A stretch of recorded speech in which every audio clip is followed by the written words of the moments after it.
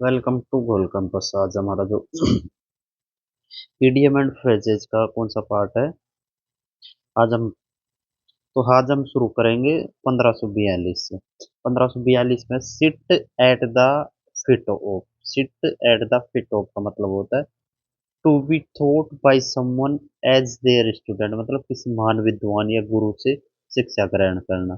Seat at the feet of का मतलब हो टू बी थॉट, थॉट नहीं, taught by someone as their student।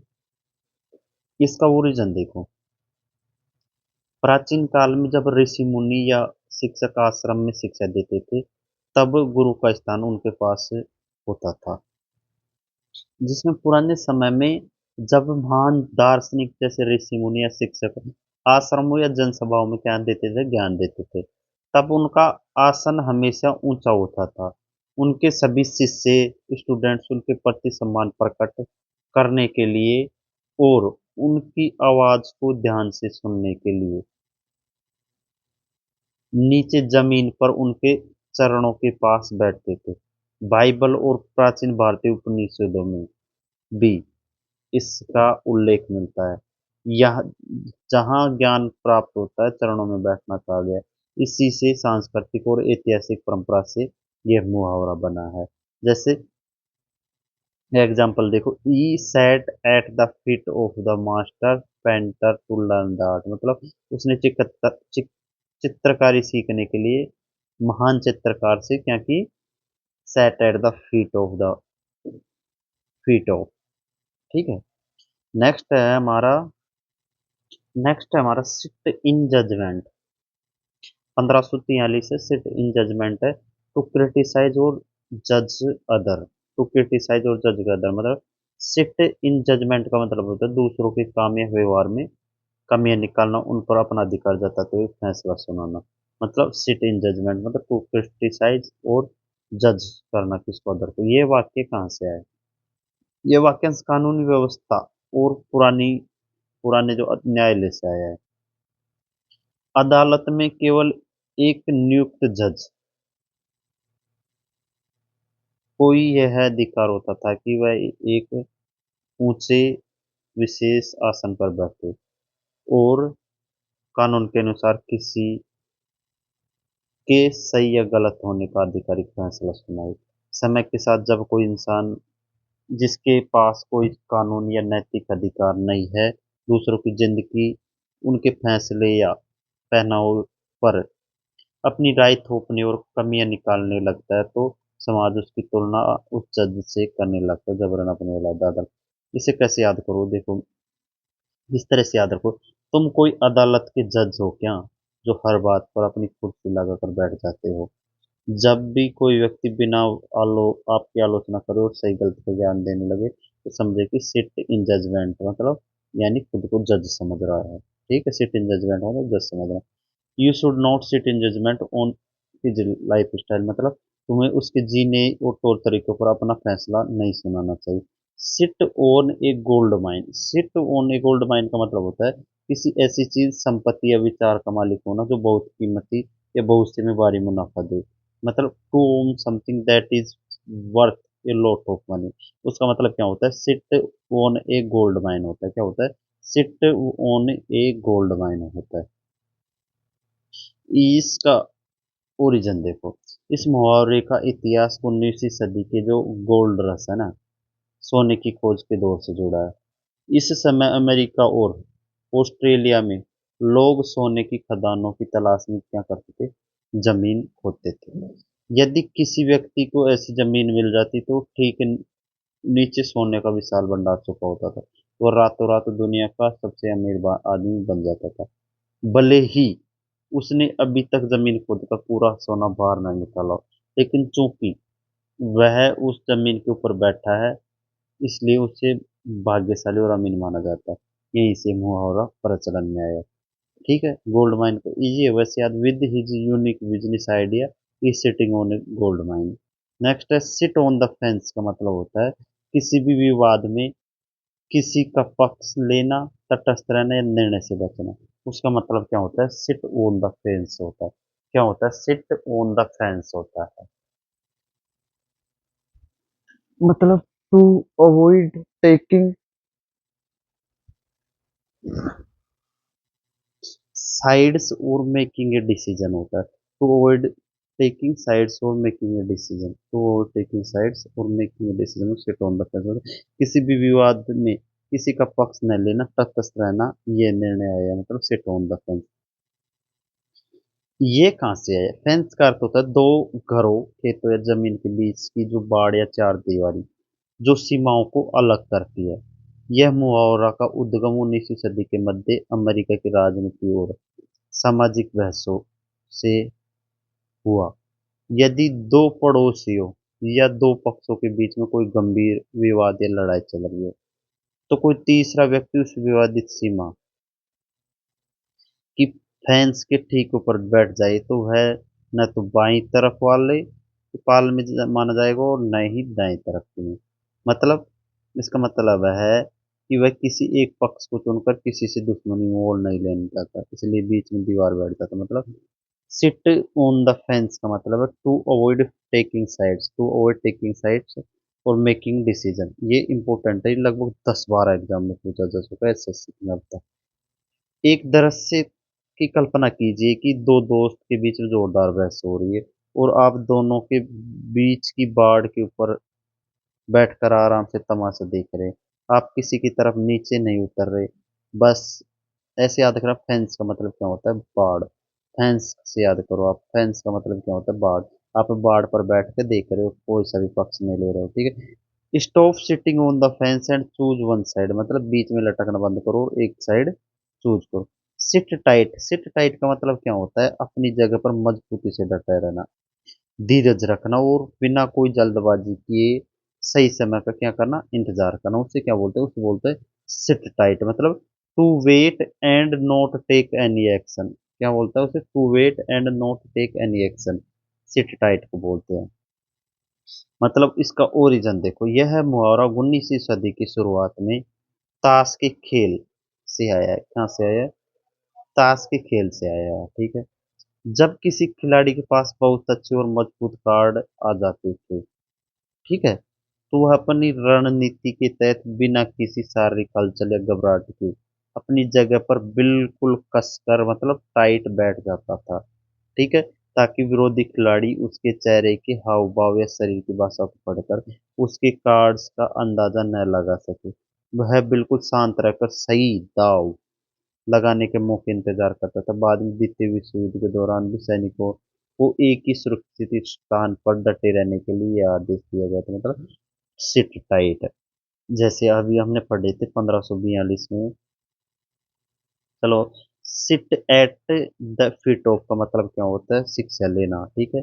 Seat in judgement मतलब criticise करना और कुछ जज बनना। सिट ऑन गोल्ड माइन मतलब बहुत पैसा होना। सिट ऑन द फेंस मतलब किसी साइड में जाना। सिट टाइट का मतलब क्या होता है? सिट टाइट का मतलब होता है मतलब अपनी जगह पर डट कर बैठना, ठीक है। अब कैसे याद कर लो इसे? अपनी सीट बेल्ट कसकर बांध लो और शांति से बैठ जाओ, सिट टाइट। जब गाड़ी बहुत तेज चलती है, अचानक कोई समस्या आ जाती है, तो मत सीट कसर कर पकड़ लिए जाते हैं। नेक्स्ट है हमारा just sit tight until the police arrive, मतलब बस पुलिस के आने तक अपनी जगह पर धीरज के साथ बैठो। सिटिंग डक, सिटिंग डक का मतलब क्या होता है? एक ही बहुत ही आसान शिकार जिससे बिना किसी कठिनाई के निशाना बनाया जा सके या नुकसान पहुंचाया जा सके, उसे क्या बोलते हैं? सिटिंग डक बोलते हैं। मत, मतलब an easy target someone who is easy to attack और क्रिटिसाइज, उसे क्या बोलते हैं? उसे बोलते हैं सिटिंग डक बोलते हैं, ठीक है। मतलब एक बहुत ही आसान शिकार जिससे बिना किसी कठिनाई के निशाना बनाया जा सके या नुकसान पहुंचाया जा सके, उसे क्या बोलेंगे? उसे बोलेंगे सिटिंग डक बोलेंगे। इसका ओरिजिन देख लो, यह मुहावरा पूरी तरह से शिकारी मतलब हंटर की दुनिया से आया है, ठीक है। जब शिकारी बतखों को शिकार करने जाते थे तो पानी की सतह पर शांति से तैरती हुई किनारे पर बैठी हुई बतख सिटिंग डक पर निशाना लगाना बेहद आसान होता था, क्योंकि वह स्थिर होती थी। इसके विपरीत जो बतख हवा में तेजी से उड़ रही होती थी उस पर गोली चलाना बहुत ही मुश्किल होता था। इसलिए शांत बैठी हुई बतख को सबसे आसान और अस्थायी शिकार माना जाता था। मतलब सिटिंग डक को मतलब क्या माना जाता था, उसे बताता सबसे आसान और अस्थायी शिकार माना जाता था, जिसके पास बचने का कोई मौका नहीं होता था, वहीं से आया है। अब इसे कैसे याद करो, मान लो एक मासूम सा बतख हिले डुला तालाब के किनारे से बैठा है, ठीक है। सामने से शिकारी बंदूक ताने खड़ा हुआ, बतख कितनी असुरक्षित, इसका मतलब आप अंदाजा भी नहीं लगा सकते। मतलब तैयारी अब बिना सोच सके किसी मुश्किल स्थिति में खड़ा हो।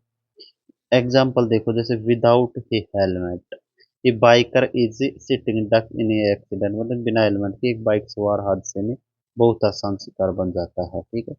नेक्स्ट हमारा 1548, skeleton in the cupboard. Skeleton in the cupboard क्या होता है, या क्लोसेट, मतलब अतीत का कोई ऐसा शर्मनाक रहस्य या बदनामी की बात जिसे समाज के डर से छुपा कर रखा गया हो। मतलब स्केल्टन इन द कपबोर्ड मतलब an embarrassing secret from someone past.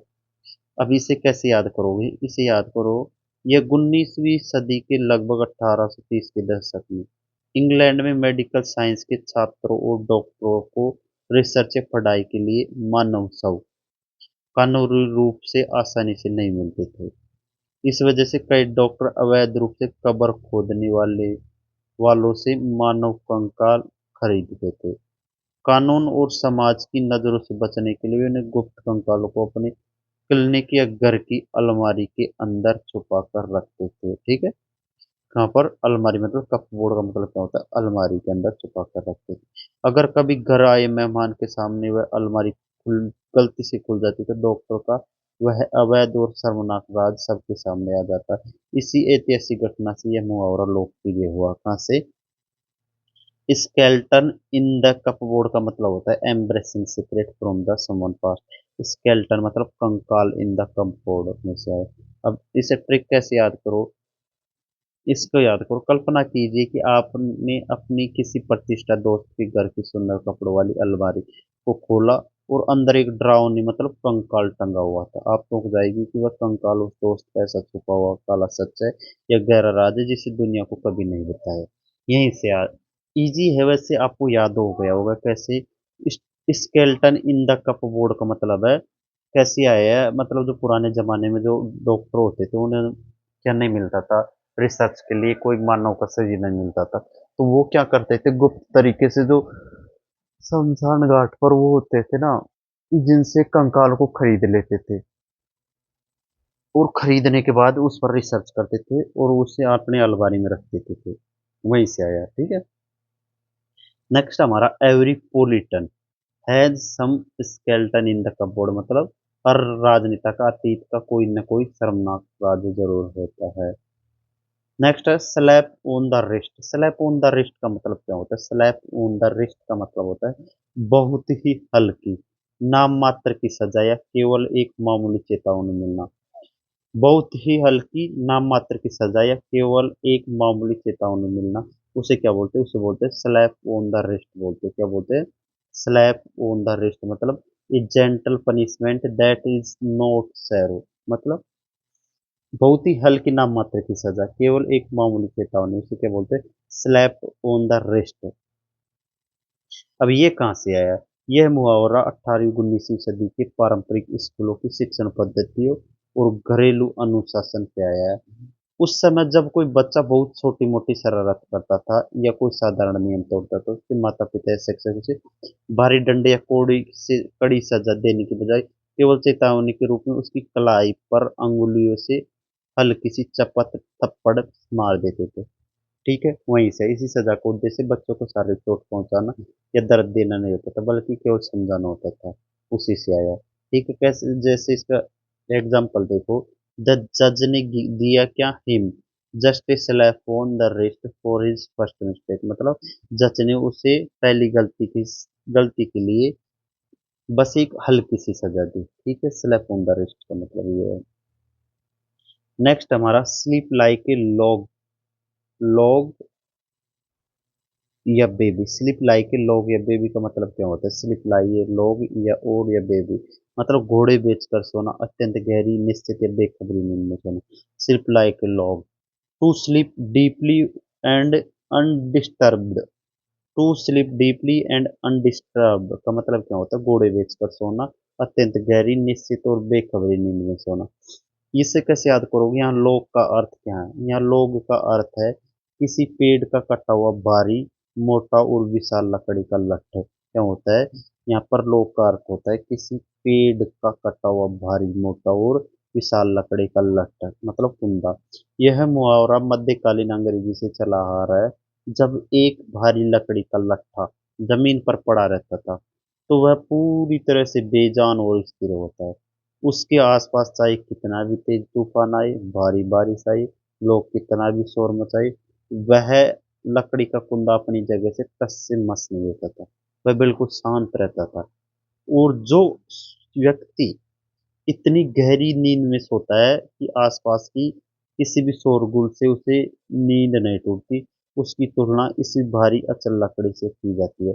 मतलब सिर्फ लाइक लोग, लोग का मतलब क्या है? लोग का मतलब यहाँ पर गट्ठर भारी कुंदा है, ठीक है, इजी ये याद हो जाए। I was tired that I slept, मतलब मैं थका हुआ था, इतना थका हुआ था कि I slept like a log last night, मतलब कि कल रात में घोड़े बेच कर सोया। नेक्स्ट हमारा sleep on it. Sleep on it का मतलब क्या होता है? स्लीप ऑन इट का मतलब होता है किसी महत्वपूर्ण या कठिन फैसले पर तुरंत निर्णय न लेना, ठीक है, बल्कि रात भर का समय लेकर उस पर ठंडे दिमाग से सोच विचार करना।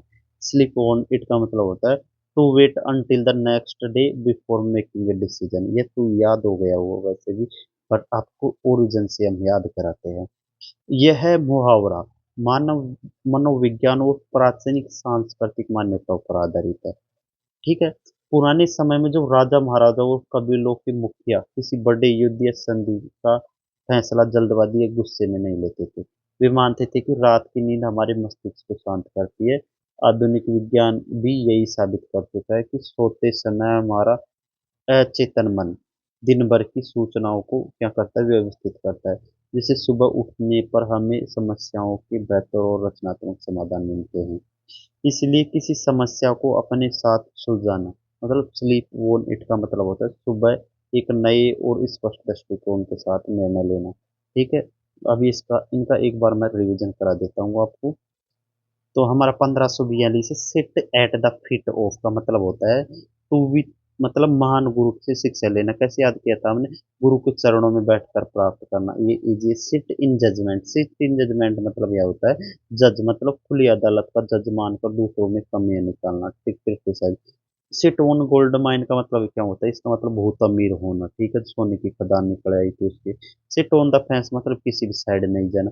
सिट टाइट, मतलब सिट टाइट का मतलब होता है मजबूती से डटे रहना, ठीक है, संकट की सीट को कसकर पकड़ना और शांत से बैठना। सिटिंग डक मतलब बहुत ही आसान टारगेट है, इजी टारगेट है, ठीक है, इजी अटैक करना, इजी है। स्केल्टन इन द कपबोर्ड मतलब शर्मनाक घटना थी। कैसे याद किया था? अलमारी खोलते छपा हुआ कंकाल मिल जाना। स्लैप ऑन द रिस्ट मतलब हल्की पनिशमेंट थी, जेंटल पनिशमेंट, जो मतलब हल्की थी, मतलब एक बार समझाने के लिए। सिर्फ लाइक ए लॉग, लॉग का मतलब क्या होता है? जो गट्टर था, मतलब गहरी घोड़े बीच कर सोना। स्लीप ऑन इट मतलब सोच समझ कर फैसला लेना, नेक्स्ट दिन पे निर्णय के लिए कागज के तकिए, वैसे याद हो गया था। चलते हम नेक्स्ट की तरफ। नेक्स्ट है हमारा 1552, स्लिप ऑफ द टंग। क्या है स्लिप ऑफ द टंग? इसका मतलब क्या होता है? जबान फिसलना, क्या? जुबान का जो फिसलना, बोलते समय अचानक गलती होना। An accidental error when speaking. Slip of the tongue का एक मतलब क्या होता है? An accidental error when speaking होता है, ठीक है। अब इसे कैसे याद करोगे? इसे याद करो आप। यह इंसानी फितरत से बना है। जब हमारा दिमाग किसी और चीज के बारे में सोच रहा होता है और जुबान कुछ और बोल देती है, तो दोनों का तालमेल बिगड़ जाता है। मशहूर मनोवैज्ञानिक सिगमंड फ्राइड ने इसी फ्राइडन स्लिप कहा था, जिसका मतलब होता है कि कभी कभी जबान फिसलने पर इंसान की मन का असली सच बाहर आ जाता है। वहीं से याद आया।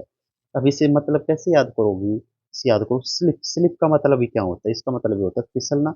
और टंग का मतलब क्या होता है? जुबान, जुबान का फिसलना। अगर जुबान फिसल गई तो मुंह से गलत शब्द निकलेगा, ठीक है। जैसे बोलता ना, मेरी जुबान फिसल गई थी। एक मीम है ना, मजेदार मीम है वो। आई मीन टू से, आई मीन टू से मतलब कार, मेरा मतलब कार कहना था, but it was slip of tongue and I said cat. और जुबान फिसलने के कारण मैंने क्या कह दिया, कैट कह दिया। नेक्स्ट हमारा slip one's mind. Slip one's mind का मतलब क्या होता है? Slip one's mind, slip one's mind का मतलब होता है दिमाग से निकल जाना, मतलब to forget something temporary. Slip one's mind, ये तो इजी है, सभी को याद होगा, ठीक है। नेक्स्ट हमारे जैसे I am sorry, I forget your birthday, it is completely slip my mind. मुझे माफ करना, मैं तुम्हारा जन्मदिन भूल गया, ये मेरे दिमाग में पूरी तरह से निगल गया था, ठीक है। नेक्स्ट है slow and steady wins the race, मतलब धीरे धीरे और लगातार चलने से सफलता मिलती है, ठीक है। Slow and steady wins the race, मतलब धीरे धीरे और लगातार चलने से सफलता मिलती है, मतलब being careful and consistent leads to succeed होती है। Being careful and consistent leads to succeed होती है। कैसे याद करोगे? यह है, इस सब की एक प्रसिद्ध कहानी है जिसमें कछुआ और खरगोश, द टोरटाइज एंड द हेयर से आया। जब खरगोश तेज दौड़कर भी सो जाता है, जबकि कछुआ बिना रुके धीरे धीरे चलता रहता है और रेस जीत जाता है। बचपन की कछुए वाली कहानी याद करें, स्लो एंड स्टडी, मतलब लगातार। स्टडी का मतलब क्या होता है? लगातार। वैसे इजी है, जैसे don't rush your exam preparation, मतलब अपनी परीक्षा की तैयारी में जल्दबाजी मत करो। Slow and steady wins the race, मतलब धीरे धीरे और लगातार मेहनत करने से ही क्या आती है, सफलता मिलती है। नेक्स्ट है हमारा small potato.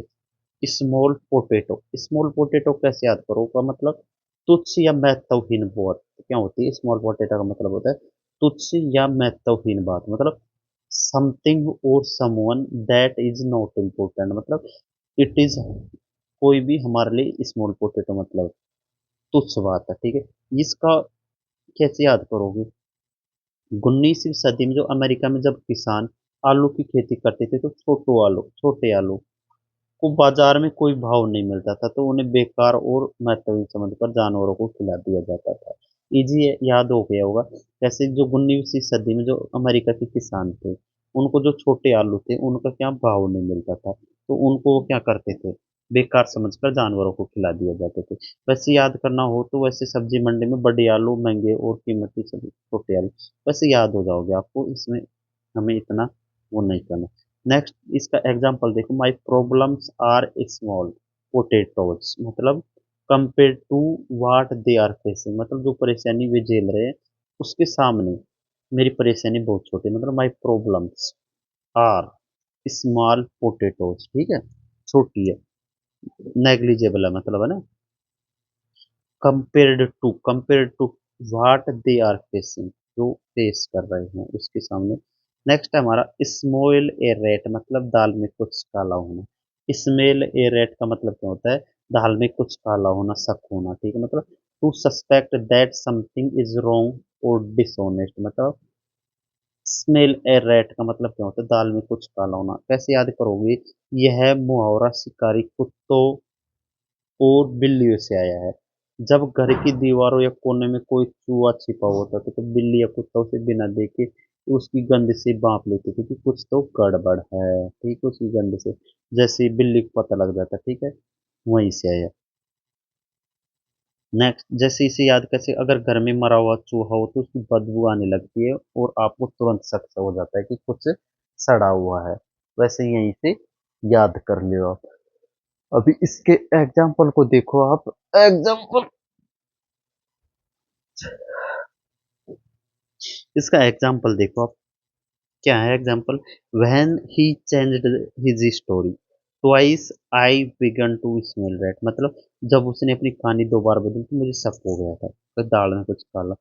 Smell blood, smell blood का मतलब क्या होता है? स्मेल ब्लड को मतलब कमजोरी भावना, प्रतिद्वंदी द्वंदी की जो दुर्बलता है ना, समझकर हमला करना, मतलब to recognise that someone is in a weak position और एंड कैन बी डिफीटेड, मतलब to recognise that someone in his a weak position and can be defeated, मतलब कमजोरी भापना। इसका स्मेल ब्लड का जो हिंदी मीनिंग है उसका मतलब क्या होता है? कमजोरी भापना, मतलब प्रतिद्वंदी की दुर्बलता को समझकर हमला करना। इसका ओरिजिन देखो आप, यह शार्क मछली और जंगली शिकारी जानवरों के व्यवहार से आया है। क्या? स्मेल ब्लड, ठीक है। समंदर में जो शार्क मील दूर से खून की एक बूंद सूंघ सकती है और खून की गंध मिलते ही उसे पता चल जाता है कि शिकार घायल और कमजोर है और वह उस पर हावी हो जाती है, वहीं से आया है। ठीक है। स्मेल ब्लड का मतलब कैसा है? To recognise that someone is in a weak position and can be defeated. Smell blood का मतलब ये होता है। ठीक है। इसे मतलब एक इसका एग्जांपल देखो। Seeing the opponent tire, seeing the opponent tire, the boxer smelled blood and attacked fiercely. मतलब अपने प्रतिद्वंदी को थकता देख बॉक्सर ने उसकी कमजोरी भांप ली और तेजी से क्या किया? हमला किया। 1558 हमारा स्मोक एंड मिरर्स, मतलब स्मोक एंड मिरर्स का मतलब होता है आंखों में धूल झोंकना, मतलब सच छिपाने के लिए भ्रम। समथिंग दैट डिसिसिव, डिसिसिव का मतलब क्या होता है? धोखा। Deceive, DECEIV, deceive. और कंफ्यूज पीपल, मतलब स्मोक एंड मिरर्स होता है इसका। इसका इतिहास देखो। 18वीं सद 18वीं और 19वीं सदी के जादूगर स्टेज पर धुएं और दर्पणों को खेल दिखाते थे।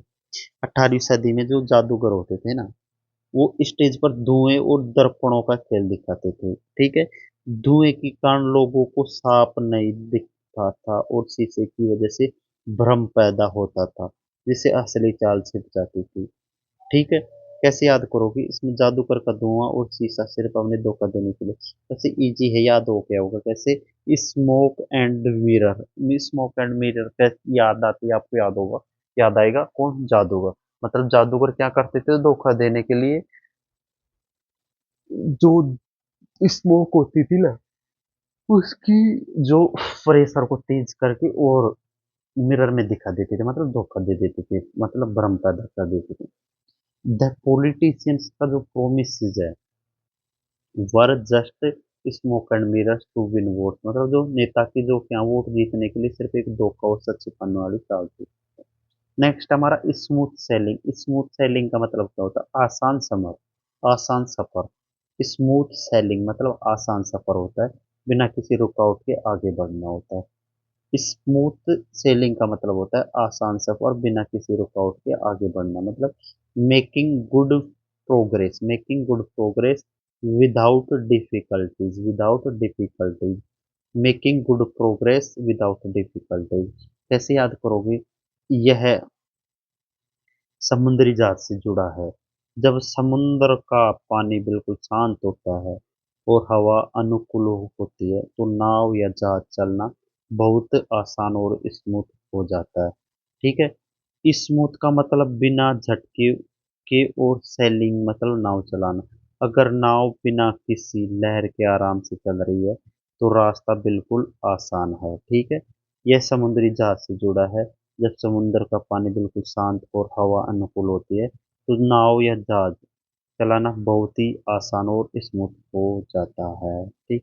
इजी है, याद हो गया। Once we cross the highway it was smooth sailing all the way home, मतलब जब एक बार हमने हाईवे पार कर लिया तो घर से का सफर बिल्कुल आसान हो गया।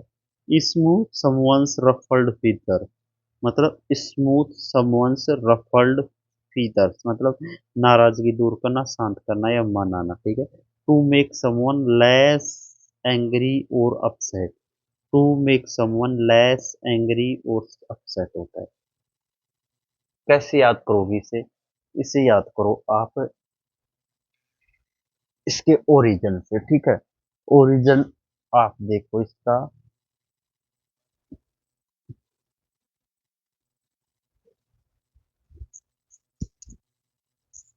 एक बार रुको मैं थोड़ा सा।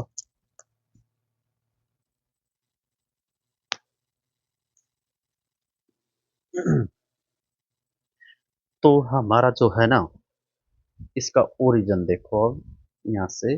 जब पक्षी बर्ड क्या होते हैं? गुस्से में या डरे हुए होते हैं। क्या? जब पक्षी है ना, जब गुस्से में या डरे हुए होते हैं तो उनके पंख खड़े और बिखरे हुए रफल्ड हो जाते हैं।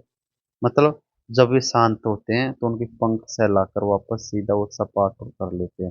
ठीक, वहीं से आया है। मतलब कैसे याद करोगे इसमें? जो इसमें कौन सा है,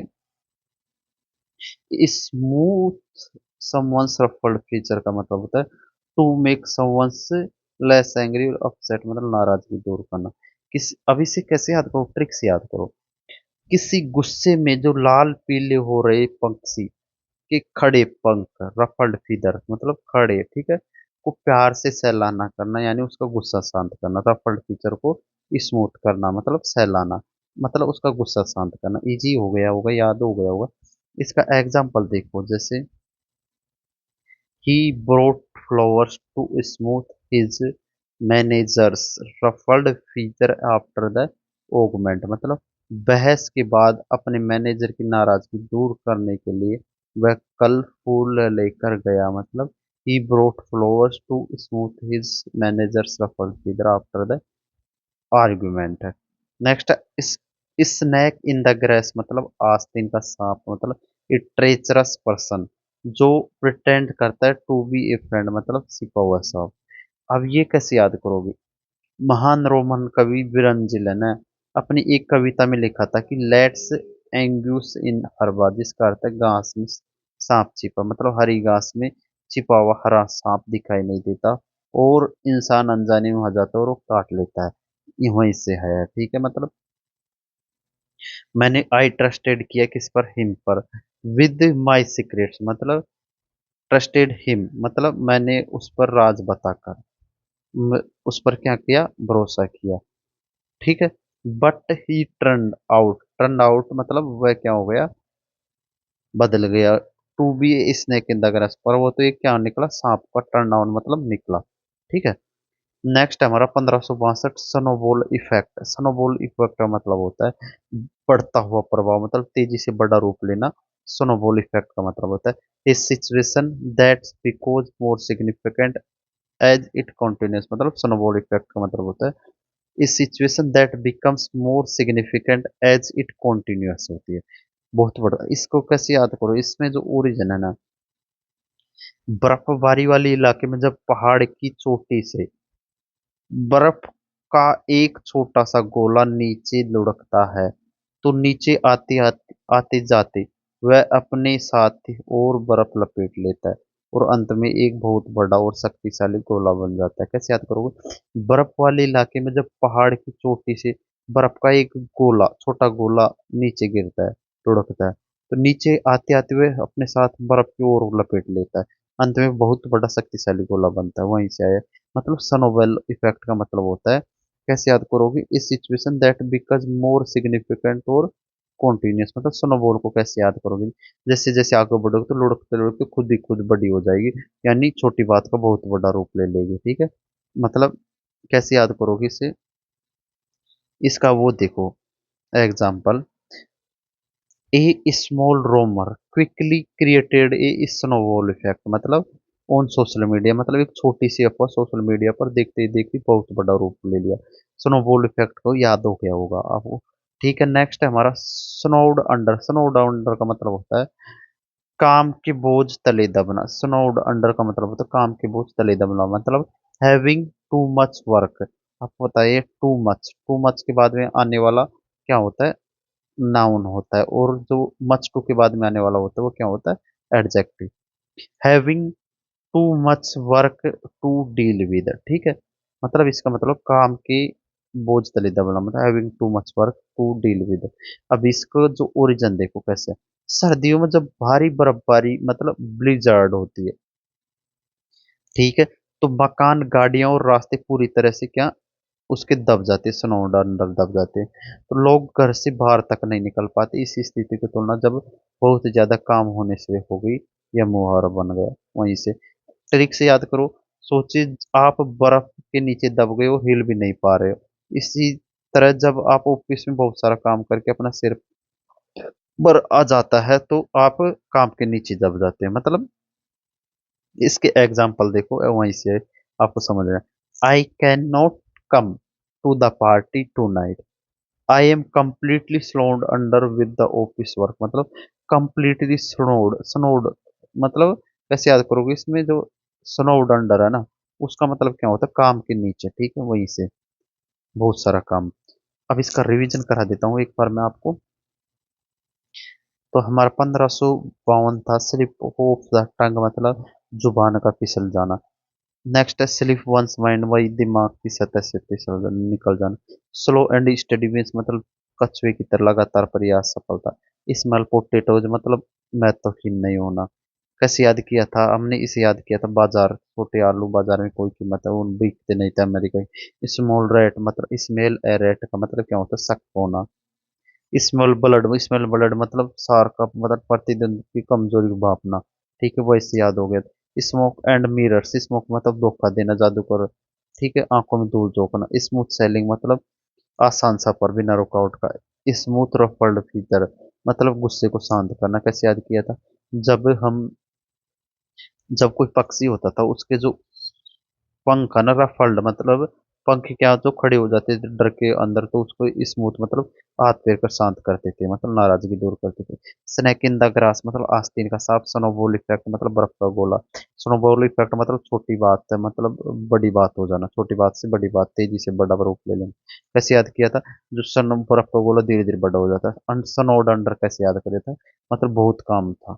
जब पहाड़ी क्षेत्रों में जब घरों पर बरसात हो, जब वो बर्फ गिरती है, तो वहां पर जो घर भी पूरी तरह बर्फ में डूब जाती है, कार भी, सभी तो सुबह वो घर से बाहर नहीं निकलते। ठीक है, तो वहीं से आया ये। ठीक है, चलते हैं हम नेक्स्ट की।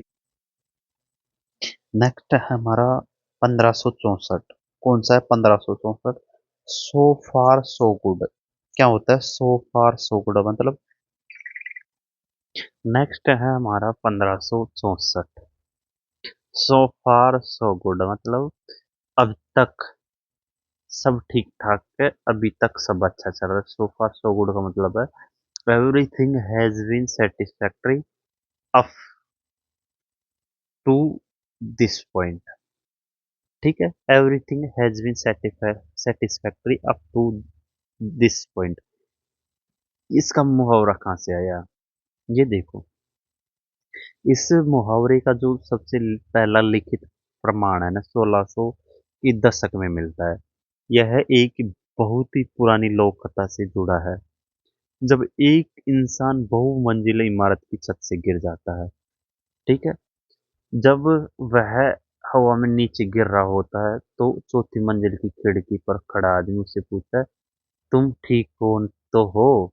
गिरता हुआ इंसान जवाब देता है, सो फार सो गुड मतलब यानी अब तक तो हवा में सफर बढ़िया है। ठीक है, नीचे जमीन पर टकराने के बाद पता नहीं, धीरे धीरे रोजमर्रा की भाषा में शामिल हो गया, जिससे उपयोग जब तब किया जाता है जब कोई बड़ा काम चल रहा हो और अभी तक उसमें कोई समस्या न आई हो। ठीक है, याद हो गया कैसे? सो फार सो गुड को कैसे याद करो, सो फार सो गुड का मतलब अभी तक सब ठीक चल रहा है। कैसे याद किया था, मतलब ये एक कहानी थी जिसमें एक आदमी था, वो बहुमंजिला इमारत से गिर रहा था। तो गिरते समय में एक चौथी मंजिल की इमारत पर एक आदमी था और सब बढ़िया, तो उसने बताया सो फार सो गुड मतलब अभी तक तो बढ़िया हूँ, नीचे गिरने के बाद बताऊंगा क्या मैटर होगा। ठीक है, नेक्स्ट है, इसका एग्जाम्पल देख लो एक बार। I started learning in new language today and so far so good मतलब मैंने आज एक नई भाषा सीखनी शुरू की और अब तक सब कुछ ठीक चल रहा है। ठीक है, soft option, soft soft option का मतलब क्या होता है? It's choice that is easier but may not be best. It's choice that is easier but में बी बेस्ट मतलब आसान विकल्प चुनना शायद सबसे बेहतर या सही रास्ता है। ठीक है, ये कहाँ से आया, ये कहाँ से आया है? श्योर पॉइंट, सॉफ्ट ऑप्शन मतलब होता है a choice that is easier but not be best मतलब आसान विकल्प चुनना शायद सबसे बेहतर या सही रास्ता होता है। यह मुहावरा 20वीं सदी के मध्य में ब्रिटिश राजनीति और शिक्षा प्रणाली से लोकप्रिय हुआ है। ठीक है, जब नेताओं या छात्रों के सामने दो रास्ते होते थे, एक दिन कठिन दूसरी लेकिन दूरगामी फायदे वाला, और दूसरा आसान लेकिन कम असरदार। जो लोग मेहनत बचाना चाहते थे मुलायम और आरामदायक रास्ता चुनते थे, जैसे कि सख्त जमीन पर चलने के बजाय मुलायम सॉफ्ट गद्देदार रास्ते पर चलना आसान होता है। वहीं से टर्म आया है कि सॉफ्ट ऑप्शन मतलब जिम्मेदारी से बचना। सॉफ्ट ऑप्शन मतलब होता है जिम्मेदारी से बचना, मतलब it's wise that is easier but may not be best, मतलब ये हुआ। कैसे याद करोगे इसे याद करो। सॉफ्ट का मतलब होता है कोमल या आरामदायक। क्या होता है? कोमल या आरामदायक। जब आप मुश्किल काम छोड़कर आराम देने वाला सॉफ्ट विकल्प चुनते हैं ना, तो वह रास्ता आसान तो होता है पर हमेशा सही नहीं होता। ठीक है, इजी है, ठीक है, वैसे याद हो गया वो। जैसे taking a loan instead of working hard to earn money is a soft option, मतलब पैसा कमाने के लिए taking a loan instead of working hard to earn money is a soft option. ठीक है, मतलब पैसा कमाने के लिए जो कड़ी मेहनत करने के बजाय कर्ज लेना एक आसान विकल्प है। ठीक है, नेक्स्ट हमारा श्योर पॉइंट मतलब 1546 से श्योर पॉइंट मतलब होता है दुखती रग। दुखती रग मतलब ऐसा संवेदनशील मुद्दा जिस पर बात करने से कोई नाराज या दुखी होता हो। ठीक है, दुखती रग मतलब श्योर पॉइंट मतलब ये ऐसा संवेदनशील मुद्दा जिस पर बात करने से कोई नाराज या दुखी हो जाए। A subject that makes someone upset when mentioned. ऐसा संवेदनशील मुद्दा जिस पर बात करने से कोई नाराज या दुखी हो जाए। A subject that makes someone upset when mentioned. Next हमारा, अब ये कहाँ से आया, इसका ओरिजिन देखो एक बार। यह है शोर का मतलब होता है शारीरिक रूप से जख्मी सूजा हुआ दर्द होता है। क्या होता है? शोर का मतलब होता है शारीरिक रूप से जो जख्मी सूजा हुआ दर्द होता है ना, उसे बोलते हैं। प्राचीन काल में जब वैद्य किसी बीमारी व्यक्ति की जांच करते थे, क्या करते थे? बीमार व्यक्ति की जांच करते थे, तो शरीर के उस हिस्से को छूते थे जो क्या करता था, वो जो उसमें घाव होता था, जिससे मरीज दर्द से क्या होता था, तड़प उठता था। उसी शारीरिक अनुभव को इंसान बातचीत और भावनाओं से क्या कर लिया, जोड़ दिया। अगर व्यक्ति का कोई अतीत का घाव है, जैसे व्यापार में घाटा, परीक्षा में फेल होना, और आप बातों ही बातों में उस विषय को छेड़ देते हैं कि मानसिक दर्द होता है, मतलब शोर पॉइंट का मतलब होता है। शोर का मतलब ये होता है जख्म, एस वाले शोर पॉइंट अगर आ जाए तो याद कर लेना। ठीक है, जख्म या सूजन, किसी मानसिक जख्म वाले पॉइंट पर उंगली रखोगे या बात करोगे तो गुस्सा आ जाएगा। ठीक है, इसका मतलब क्या हो गया? द सोर पॉइंट का मतलब इस subject that makes someone upset when mentioned. ठीक है, नेक्स्ट है हमारा, जैसे एग्जांपल देख लो एक बार इसका।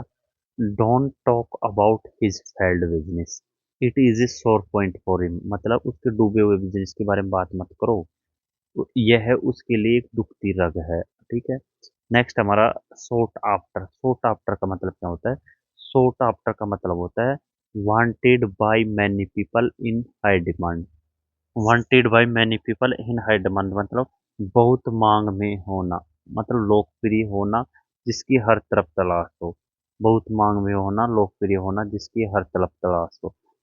ठीक है, सोट आफ्टर का मतलब होता है wanted by many people in high demand. Important है ये फ्रेजल वर्ब भी एक तरह से। सोट आफ्टर, सोट आफ्टर का मतलब होता है wanted by many people in high demand. अब इसका जो ओरिजिन है ना, वो कहाँ से देखो।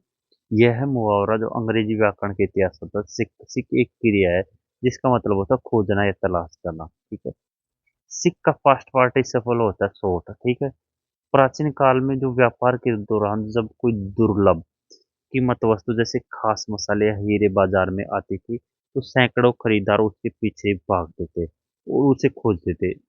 ऐसी वस्तु को सोट आफ्टर यानी जिसके पीछे सब भाग रहे हो कहा जाने लगा। सोट आफ्टर को कैसे आते हो? सोट सोट मतलब मांग करना, पीछे जाना।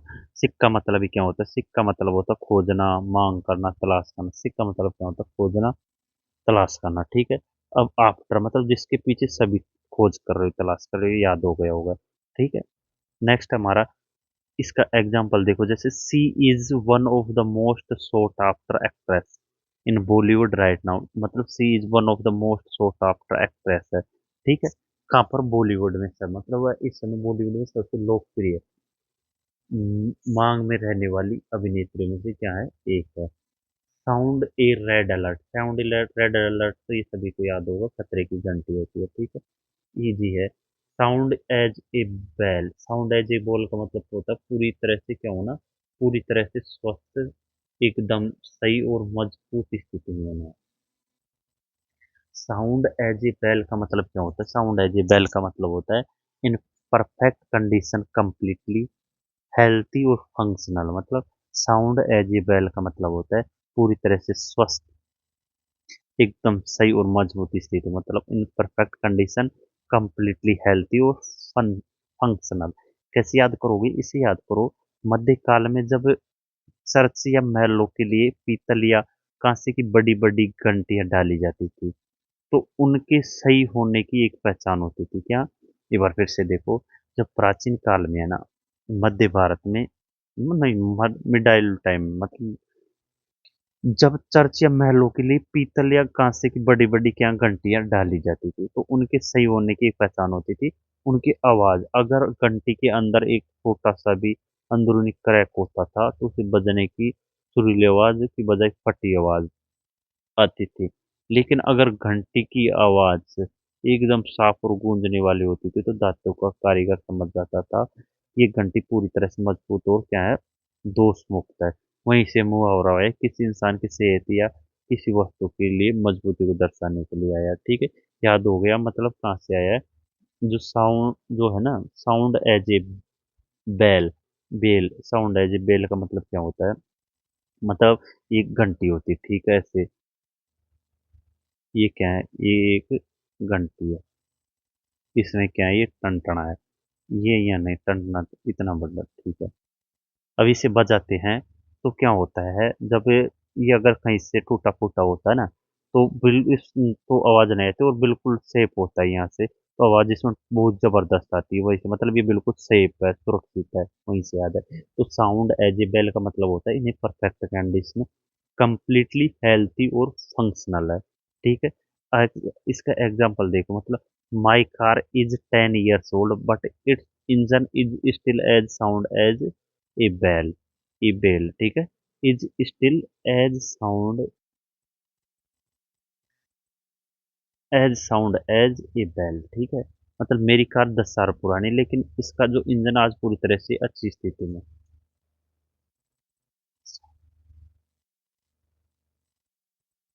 साउंड एलिजिबल को। नेक्स्ट हमारा सोर ग्रेप्स, सोर ग्रेप्स को कैसे याद करोगे आप?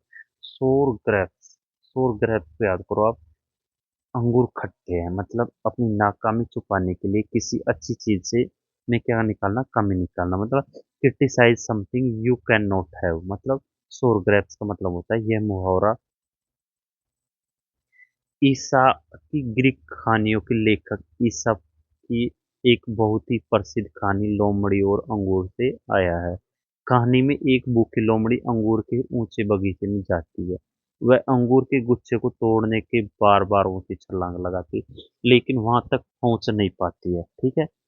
अंत में जब वह पूरी तरह थक जाती है और हार मान लेती है, तो अपनी बेइज्जती और क्या, अपनी बेइज्जती और लाचारी को छुपाने के लिए खुद से और दूसरों से कहती है, मुझे ये अंगूर चाहिए ही नहीं, ये तो खट्टे हैं, क्या है, खट्टे। तब से जब कोई इंसान किसी चीज को हासिल करता है, कर पाता है, और उसकी बुराई करने लगता है, तो उसे क्या बोलते हैं? उसे बोलते हैं सोर ग्रेप्स, बोलते हैं, क्या बोलते हैं? सोर ग्रेप्स बोलते हैं, ठीक है।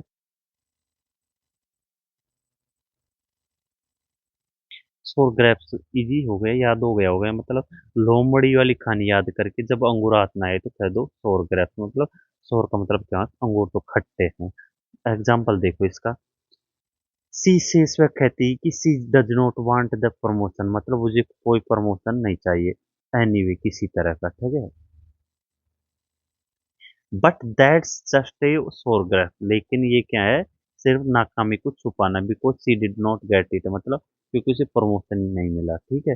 नेक्स्ट हमारा सो ड्रैगन स्पीट, सो ड्रैगन स्पीट का मतलब होता है खुद के भविष्य के लिए मुसीबत के बीज बोना, आने वाले समय के लिए विवाद खड़ा करना, मतलब सो ड्रैगन स्पीट मतलब खुद के भविष्य के लिए मजबूत मुसीबत के बीज बोना और आने वाले समय के लिए विवाद खड़ा करना, मतलब to do to do something that creates problem for the future. Sow dragon speed, ये कैसे आई इसको याद करो। यह है एक मुहावरा ग्रीक पौराणिक कथा, मतलब ग्रीक माइथोलॉजी के जो राजा कैडमस है ना, की कहानी से आता है। कैडमस ने एक पवित्र कुएं की रक्षा करने वाले एक विशालकाय ड्रैगन का वध कर दिया था। ठीक है, एक पवित्र कुएं की रक्षा करने वाले एक विशालकाय ड्रैगन का वध कर दिया था। युद्ध की देवी एंथना ने कैडमस से कहा कि वह इस मरे हुए ड्रैगन के दांतों को उखाड़कर जमीन में बो दे। जैसे ही कैडमस ने उन दांतों को खेत में बोया, मिट्टी में अनाज उगने की बजाय पूरी तरह से हथियार से लैस खूंखार सैनिकों की एक सेना बाहर निकल आई, जो आपस में ही और कैडमस से लड़ने लगी। इस पौराणिक कथा से यह मुहावरा बना कि जब आप कोई ऐसा काम करते हैं जो बाद में बड़ी आफत बनकर सामने आता है, तो आप ड्रैगन के क्या दांत बो देते हो।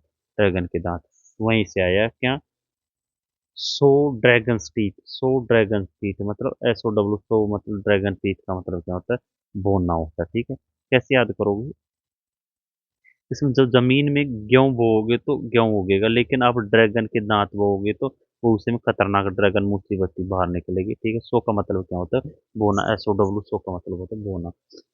एग्जाम्पल देखो इसका, बाई प्रोटेक्टिंग करप्ट ऑफिसर। ठीक है, बाई प्रोटेक्टिंग करप्ट ऑफिसर मतलब भ्रष्ट अधिकारियों को बचाकर। The company is sowing dragon teeth for its own future, मतलब कंपनी अपने ही भविष्य के लिए मुसीबत के क्या बीज बो रही है। कंपनी अपने लिए भविष्य के लिए मुसीबत के बीज बो रही है। नेक्स्ट है हमारा sow one's sow one's wild oats, मतलब sow sow one's wild oats का मतलब जवानी में आवारगर्दी बेवकूफ़ी भरे काम करना, मतलब टू डू फुलिश और wild things when young. Sow one's wild oats, अभी इसे कैसे याद करोगे, इसका ओरिजिन जो वाइल्ड ओट्स है ना, जंगली जई, जंगली जई एक तरह की खरपतवार होती है। क्या होती है, खरपतवार, जो असली में कीमती अनाज की फसल के साथ खेतों में उगाती है। ये जंगली घास दिखने में तो सामान्य अनाज जैसी लगती है, लेकिन जब लेकिन इसका कोई आर्थिक या पोषण पोषण मूल्य नहीं होता। ठीक है, बल्कि यह बाकी अच्छी फसलों को भी क्या कर देती है, बर्बाद कर देती है। 16वीं शताब्दी में जो यूरोप के किसानों का मानना था, क्या मानना था, यदि कोई युवा अपनी जवानी में बिना सोचे समझे गलत संगति और आवारागर्दी में समय बिताता है, तो वह अपने जीवन की कीमती खेत में वाइल्ड ओट्स हो रहा है। मतलब जंगली ओट्स मतलब होता है जंगली, वो जो जंगल की जो चारा बोआ, जिससे भविष्य में कोई अच्छा फल नहीं मिलने वाला। बाद में वह सुधर कर सही अच्छा बोना, वह बाद में वह सुधर कर सही अनाज बोना सीखता है। ठीक है, याद करने के लिए वाइल्ड का मतलब होता है जंगली या बेकाबू, जवानी में जो सच्चे सोचे समझे जंगली हरकतें करे, वहीं से याद हो जाएगा। जैसे he spent his youth sowing his wild oats, मतलब अपनी जवानी आवारगर्दी और बेवकूफी भरे काम में बिताई उसने। ठीक है, उसी ही स्पेंट हिज यूथ मतलब उसने जवानी बिताई किसने, सोइंग हिज वाइल्ड ओट्स मतलब आवारगर्दी कर। But now he settled and responsible, लेकिन अब वो शांत और क्या है, जिम्मेदार हो गया है। नेक्स्ट है speak of the devil. Speak of the devil का मतलब क्या होता है, नाम लिया तो शैतान हाजिर, नाम लिया तो शैतान हाजिर। स्पीक ऑफ द डेविल का मतलब क्या होता है, स्पीक ऑफ द डेविल का मतलब होता है नाम लिया और शैतान हाजिर। मतलब यह मुहावरा said someone when you were just thinking about the affair, यह मुहावरा इंग्लैंड के बहुत ही पुराने और गहरे अंधविश्वास से है। मध्यकाल में जब लोगों का क्या था, एक विश्वास था। ठीक है, लोगों का अंधविश्वास था, दृढ़ विश्वास था, मतलब कि अगर आप बातचीत के दौरान असली शैतान का नाम लेते हैं और उसके बारे में कोई भी बात करते हैं तो शैतान को लगता है कि आप उसे बुला रहे हो और वो तुरंत आपके सामने साक्षात प्रकट हो जाता है। इसलिए लोग डर के मारे उसके नाम नहीं लेते थे। समय के साथ अंधविश्वास तो खत्म हो गया, लेकिन यह मुहावरा मजाक के रूप में बातचीत का हिस्सा बन गया। अब जब हम किसी दोस्त या व्यक्ति की बात कर रहे होते हैं और वह अचानक सामने आ जाता है तो हम सब उसका उपयोग करते हैं। ठीक है। नेक्स्ट है हमारा डेविल, मतलब शैतान। आज इजी है। व्यूवर जो नेक्स्ट है स्पीक वंस माइंड, मतलब अपने दिल की बात खुलकर कहना, बिना डरे साफ साफ रखना। मतलब to express your opinions honestly and directly, मतलब इसका मतलब है अपने दिल की बात खुलकर कहना, बिना डरे साफ सुथरे। ठीक है।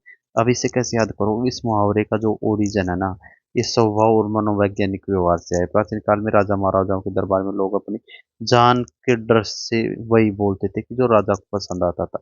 वे अपने माइंड को छुपा कर रखते थे, लेकिन जो साहसी और सच्चे सलाहकार होते थे वे राजा की नाराजगी की परवाह किए बिना वही बोलते थे जो उनके दिमाग में सच होता था। स्पीकिंग वंस माइंड, ठीक है, जिसका अर्थ होता है कूटनीति के दिखाओ को छोड़कर पूरी ईमानदारी से बात करना, स्पीकिंग वंस माइंड होता है। ठीक है। याद करने की ट्रिक देख लो इसे। जो अपने माइंड में चल रहा है उसे छुपाने के बजाय सीधे स्पीक बोलना, उसे क्या बोलेंगे? उसे बोलेंगे स्पीक इन द माइंड है, स्पीक वंस माइंड है। ठीक है। इसके एग्जाम्पल देखो, I like him because he is not afraid to speak his mind during meetings, afraid to. ठीक है। नेक्स्ट है स्पीक वॉल्यूम्स। स्पीक वॉल्यूम्स का मतलब क्या होता है? स्पीक वॉल्यूम बिना बोले ही बहुत कुछ बयां कर देना, साफ तौर पर स्पष्ट कर देना। To show something very clearly without needs words. प्राचीन काल में वॉल्यूम शब्द का प्रयोग मोटी मोटी मोटी किताबों या कड़ियों के लिए होता था। ठीक है। वॉल्यूम ऑफ बुक्स के लिए होता था। किसी भी विषय की बहुत बड़ी जानकारी देनी होती तो उसका कई वॉल्यूम लिखी जाती थी। इस मुहावरे का जन्म तब हुआ जब विचारकों ने देखा कि कभी कभी किसी इंसान का एक छोटा सा इशारा, उसकी आंखों के आंसू या कोई एक कदम बिना एक भी शब्द बोले पूरी ही पूरी किताब जितनी गहरा सच बयां करती थी। यानी जब कोई छोटी क्रिया शब्दों से ज्यादा शक्तिशाली ढंग से सच का सामना ला दे। याद करने की ट्रिक देखो इसे। वॉल्यूम्स का मतलब क्या है? मतलब बड़ी बड़ी किताबें, किसी का चेहरा या हरकत बिना बोले पूरी किताब जितना सच बोले। कैसे याद करोगे इसमें? The smile of her face spoke volume about her success, मतलब उसके चेहरे की मुस्कान ने उसकी सफलता के बारे में बिना बोले बहुत कुछ बयां कर दिया। इसमें आपको टेस्ट है। अगर आप अपनी नाकामी छुपाने के लिए किसी अच्छी चीज को बेकार बताने लगे तो क्या होगा? शोर ग्रैप्स। ठीक है। दूसरा, राजा कैडमस की खानी ड्रैगन के दांत से होने वाली कौन सा मुहावरा था? तो सो ड्रैगन टीथ था। ठीक है। साउंड एजेबल, मतलब बहुत पूरी तरह से स्वस्थ था। चौथा था हमारा, जब किसी इंसान के बारे में बात कर रहे हो और वह अचानक से सामने आ जाए तो वो क्या हो? Speak of the devil, speak of the devil. पांचवा सवाल है शोर पॉइंट। शोर पॉइंट का मतलब क्या होता है? दुखती रब, कोई ऐसी दुखती। नेक्स्ट हमारा, इन सभी का आंसर कौन सा हमने बता दिया है। ठीक है। चलते नेक्स्ट की तरफ। नेक्स्ट वर्ड है हमारा 1576, spick and span. Spick and span का मतलब होता है वेरी क्लीन एंड नीट, मतलब एकदम चकाचक साफ सुथरा। ये वेरी इंपॉर्टेंट, बहुत ही ज्यादा इंपॉर्टेंट है। Spick and span. Spick and span का मतलब होता है एकदम चकाचक। ये कहाँ से आया? यह है मुहावरा के मध्य पुराने समुद्री जहाज के दौर से आया है। पुराने समय में जो स्पिक का मतलब होता था, लोहे की जो चमकीली कीले होती थी ना, स्पाइक होती थी, कीले मतलब स्पिक का मतलब। और स्पैन का मतलब, स्पैन न्यू का मतलब होता था लकड़ी की नई कतरने वाली चिप्स होता था। जब कोई नया जहाज बनकर पानी में उतरता था तो उसकी कीलें बिल्कुल नई चमकती हुई और ताजी कटी हुई लकड़ी की महक आती थी। वहीं से यह मुहावरा बना है कि जिसका मतलब है बिल्कुल नया और साफ। ठीक है। स्पीक याद हो गया ना। स्पीक एंड स्पेस आपको याद हो गया होगा। ठीक है। इसे अगर आप याद करने के तरीके हो तो वो देख सकते हो। स्पीक स्पीक का मतलब हो याद होता है स्पार्क। स्पीक को याद करो आप स्पार्क से, मतलब चमक। स्पीक का ये स्पार्क होता है। और स्पैन को याद रखो आप साफ से। स्पैन मतलब साफ से। जो चीज साफ हो तो वो स्पीकर है। वैसे इजी है। नेक्स्ट है हमारा स्प्लिट द बीन्स का मतलब होता है। स्प्लिट द बीन का मतलब होता है to tell a secret open by accident. मतलब स्पिल द बीन्स का मतलब होता है राज उगल देना, भेद खोलना। ठीक है। इसका इतिहास प्राचीन ग्रीस के जो यूनान के जो लोकतंत्र चुनाव प्रणाली से जुड़ा है। उस समय लोग गुप्त मतदान करने के लिए कागज नहीं बल्कि रंग बिरंगे बीन्स का इस्तेमाल करते थे। सफेद बीन का मतलब होता था हाँ ये, और चमकीली काली बीन का मतलब होता था ना। ठीक है। ये दाने एक बंद जार में डाले जाते थे। अगर गलती से वह दान जार गिर जाता तो बीन्स बिखर जाती थी। तो गिनती से पहले राज खुल जाता था। ठीक है। स्पिल द बीन्स का मतलब होता है राज खोलना। कैसे आया है? उस समय जो लोग को तो मतदान की करने के लिए कागज नहीं बल्कि रंग बिरंगे बीन्स मतलब सेम सेम के दाने या चने का इस्तेमाल करते थे।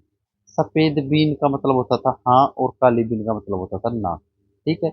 ये दाने एक बंद जार में डाले जाते थे। अगर गलती से वह जार गिर जाता था तो मतलब राज उगल जाते थे। वहीं से आया। ठीक है। याद करने के तरीके से कोई दिक्कत नहीं। Spin one's wheels. Spin one's wheels का मतलब होता है बेकार की मेहनत करना। मतलब to use energy without making any progress. To use energy making any progress. कैसे याद करोगे? यह है मुहावरा। यह मुहावरा 20वीं सदी की जो ऑटोमोबाइल कार क्रांति से आया। जब कोई कार बाहरी कीचड़ बर्फ या रेत में फंस जाती है तो ड्राइवर जितनी जोर से एक्सीलेटर दबाता है तो कार का पहिया व्हील्स उतनी तेजी से एक ही जगह पर गोल घूमने स्पिन लगता है। तो मतलब पहिए तो तेज घूमते लेकिन इंजन पूरी ताकत लगाती है। लेकिन कार 1 इंच भी आगे नहीं बढ़ती। वहीं से है मतलब spill the spin one's wheels. Spin one one's मतलब बेकार की मेहनत करना होती है। ठीक है। स्पिन वंस व्हील ये वहीं से आया। ठीक है। स्पिन वंस व्हील्स का मतलब होता है to use energy without making any progress. ठीक है। मत अभी इसको देख एक बार इसका एग्जांपल देखो। Without a proper plan you are just spinning your wheels. Without a proper plan you are just spinning your wheels. Split hairs. Split hairs का मतलब क्या होता है? बाल की खाल निकालना। छोटी बात पर बड़ी बहस। स्प्लिट हेयर का मतलब ये होता है। यह मुहावरा कम से कम शेक्सपियर के जमाने से इस्तेमाल हो रहा है। ठीक है। कब से हो रहा है? शेक्सपियर के जमाने से। इंसानी बाल पहले से ही इतने पतले और महीन होते हैं कि उनके बीच में से चीरना या दो भागों को काटना नामुमकिन है और पूरी तरह से समय की बर्बादी। पुराने समय के जो दार्शनिक और वकीलों पर तंज कसने के लिए इसका प्रयोग शुरू हुआ था। ठीक है। कि अपनी बात सही साबित करने के लिए वेद मामूली और बेकार के अंतर ढूंढने में समय बर्बाद करना। ठीक है। याद करने के तरीके देखो। हिंदी का प्रसिद्ध मुहावरा पाल की खाल निकालना मतलब स्प्लिट से। Sport splitting hairs and focus on the man issue. Square peg in a round hole. Square peg in a round hole का मतलब होता है एक person who is not suited to their environment। मतलब बेमेल व्यक्ति जो अपना मतलब सही ना हो। Square peg in a round hole मतलब बेमेल व्यक्ति जो अपनी जगह या काम से सही नहीं है। इस मुहावरे का प्रसिद्ध लेखक सिडनी स्मिथ ने 1804 में अपने एक व्याख्यान में लोकप्रिय बनाया था। पुराने समय में जो एक बढ़ई लकड़ी की फर्नीचर को जोड़ने के लिए लकड़ी की कीलों या खूंटियों का इस्तेमाल करते थे। यदि छेद गोल और आप चौक और खूंटी ठोकने की कोशिश करोगे तो कभी फिट नहीं बैठेगा। वहीं से आया है। तो ठीक है। अगर आपको इसकी इमेज दिखाना चाहो तो देख। जैसे आप इसे एक एक टाइम के लिए गोल मान लो, गोल ऐसे गोल। और इसमें अगर आप इस चौक और फंसाओगे तो ये मतलब बेमेल हो जाएगी, गलत है, बेकार का प्रयास है। वहीं से आया है ये। ठीक है। नेक्स्ट है हमारा स्प्लिट वंस साइड मतलब 1580। स्प्लिट वन साइड मतलब लोटपोट होना, आस्ते आस्ते पेट फूलना। स्प्लिट वन साइड टू लोफन कंट्रोलेबली और बी एक्सट्रीमली अम्यूज्ड। यह एक अतिशयोक्ति बड़ा चकरा कर कई बात वाला मुहावरा जो 1700 दशक के आसपास बोला जा रहा है कि जब कोई इंसान बिना रोके तेजी से ठहाके मारकर हंसता है तो उसके पेट की पसलियां मतलब साइड से मांसपेशियों में खिंचाव होने लगता है और दर्द होने लगता है। तो पुराने समय में लोग मजाक में कहते थे कि ये बंदा इतनी जोर से हंस रहा है इसके इससे की जो स्प्लिट मतलब पसलियों बीच फट जाएगी। ठीक है। याद करने के तरीके देखो, स्लाइड्स का मतलब क्या होता है, जो शरीर का पसलियां होती है जब पेट पकड़कर इतनी जोर से हंसने लगे तो इस पेट मतलब अलग फट हो जाएगी, वहीं से आया है। ठीक है। नेक्स्ट है हमारा, अगर इसे याद करना तो spread like wild fire. Spread like wild fire मतलब जंगल की आग की तरफ है ना, बहुत तेजी से मशहूर होना। Spread like wild fire to become known very famous over a large area, to become known very fast और ए लार्ज एरिया। इजी है, इसे आप याद। स्क्वारल डील मतलब फेयर डील, ईमानदार का सौदा है, ये इम्पोर्टेंट है, ये एसएससी सीजीएल 2025 में आए थे। इजी है वैसे याद करना। नेक्स्ट स्क्वायर मील का मतलब होता है, स्क्वायर मील का मतलब भरपेट भोजन, पौष्टिक आहार, लार्ज सेटिस्फाइंग एंड न्यूट्रिशनल। यह इतिहासकार से लेकर दो दिलचस्प कहानी। पहली कहानी है इसमें जो समुद्री जहाजों की है। पुराने समय में जो ब्रिटिश नौसेना के जहाजों में नाविकों को खाना लेकर की चौकोर प्लेटों में परोसा जाता था, मतलब वह पूरा और अच्छा खाना मिलता था, और ये स्क्वायर मिल कहा जाने लगा। दूसरी कहानी यह है कि स्क्वायर शब्द का अर्थ पूरी तरह से सही और पर्याप्त है। स्क्वायर शब्द का अर्थ पूरी तरह से प्राप्त है, वहीं से अगर दोनों से याद करोगे दोनों से सही है। ठीक है। नेक्स्ट है हमारा स्टैब इन द नेक मतलब पीठ में गुर्रा छुर्रा चौंकना। ये भी easy to harm someone who trust you. Easy, आपको इसमें बताने की जरूरत नहीं है। चलते नेक्स्ट। नेक्स्ट है हमारा 11वां, स्टैंड ए चांस का मतलब होता है संभावना होना, जीतने का, सफल होने की उम्मीद होना। मतलब यह मुहावरा 18वीं सदी के अंत में 19वीं सदी की शुरुआत में जो एक घुड़दौड़ और खेलों की दुनिया से आया। पुराने समय में जब लोग किसी खेल या रेस में दाव लगाते थे, मतलब चांस का मतलब होता था कि भाग्य पासा पलटना। अगर किसी घोड़े या खिलाड़ी के बारे में कहा जाता था कि वह मैदान में स्टैंड कर रहा है यानी मजबूती से टिका है, तो इसका मतलब वो जीतने की संभावना है। नेक्स्ट है हमारा stand in one's own light. Stand in one's own light मतलब होता है अपने पैर पर कुल्हाड़ी मारना, खुद का ही नुकसान होना। Stand in one's own light to act in a way that damage your own prospect और प्रोग्रेस। इजी है वैसे याद करो एक। यह एक बहुत ही पुराना और दृश्य आधारित विजुअल मुहावरा है जो 1500 के दशक में 16वीं शताब्दी से अंग्रेजी साहित्य में इस्तेमाल हो रहा है। पुराने समय में जब बिजली पैदा नहीं होती थी तो लोग मोमबत्ती या दिए की रोशनी में बैठकर पढ़ाई करते थे, सिलाई या कोई महीन काम करते थे। अगर कोई इंसान मोमबत्ती या और अपने काम के बीच में इस तरह बैठ जाए कि उसकी खुद की परछाई ही उसके काम पर अंधेरा कर दे तो वह देख नहीं पाता था, यानी वह अपनी ही परेशानी के आगे खड़ा हो जाता था। इजी हो गया, जब मान लो ये पुराने जमाने में जब लाइट नहीं होती थी तो लोग क्या करते थे, मान लो हम पैसे पुराने जमाने में ये क्या है, एक चिमनी है, ये जला के पढ़ रहे हैं, यहाँ पर बैठ के पढ़ रहे हैं, तो इसमें जो हम किताब पे लिख कर पढ़ रहे होते तो हमारे जो यहाँ पर जो हाथ की छाया आ जाती थी और वो पीछे का ही हमें दिखाई नहीं देता था, वहीं से आया है। ठीक है। मतलब इसका मतलब है stand one's own 2 feet, stand in one's own light, stand in one's own light है ना, यही है। नेक्स्ट है हमारा stand on one's own 2 feet मतलब अपने पैरों पर खड़ा होना, to able to support oneself without help. ये सबको याद होगा। स्टैंड ऑफिस, स्टैंड ऑफिस का मतलब क्या होता है, रूखा और दूरी बनाए रखने वाला, रूखा और दूरी बनाए रखने वाला मतलब घमंडी, अलग थलग रहने वाला। कोल्ड अनफ्रेंडली और डिस्टिंक्ट इन मैनर मतलब यह मुहावरा 19वीं सदी के दशक में समुद्र जहाजों के कप्तानों की भाषा से निकला। जब समुद्र में बहुत तेज तूफान आता था या किसी बंदरगाह पर खतरा होता था तो जो कप्तान को किनारे पर लाने के बजाय किनारे से दूर समुद्र में ही रोक देते थे।